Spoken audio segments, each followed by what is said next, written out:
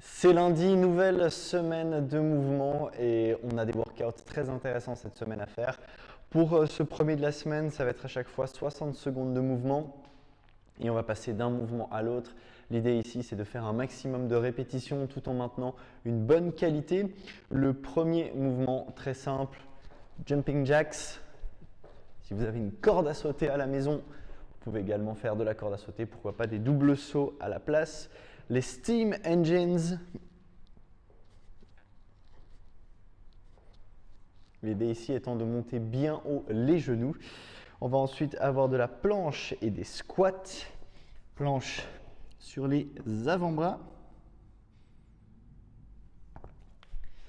Les squats comme d'habitude. Ensuite, des abdos, des push-ups et des Russian twists. Pour les abdos, pour les pieds, soit posés de cette manière, soit comme ça. À vous de choisir.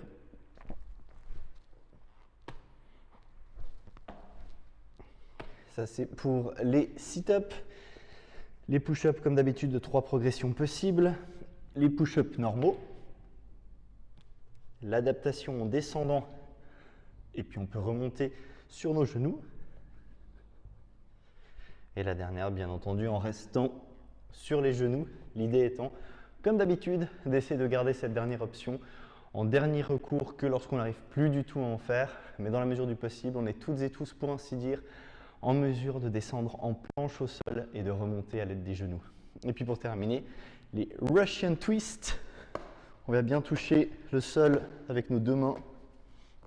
Et là, la possibilité, si nécessaire, de prendre un objet dans sa main, un haltère ou autre. 60 secondes de mouvement, on passe d'un mouvement à l'autre. À la toute fin de ces mouvements, on prend une minute de pause. Et en fonction de votre niveau, vous pouvez faire plus ou moins de tours. On va dire que 4 tours, c'est déjà un niveau un peu avancé, mais vous pouvez bien entendu pousser un petit peu plus loin si vous êtes en forme et que vous le souhaitez. Bonne semaine, demain c'est mardi et on se retrouve pour un autre workout.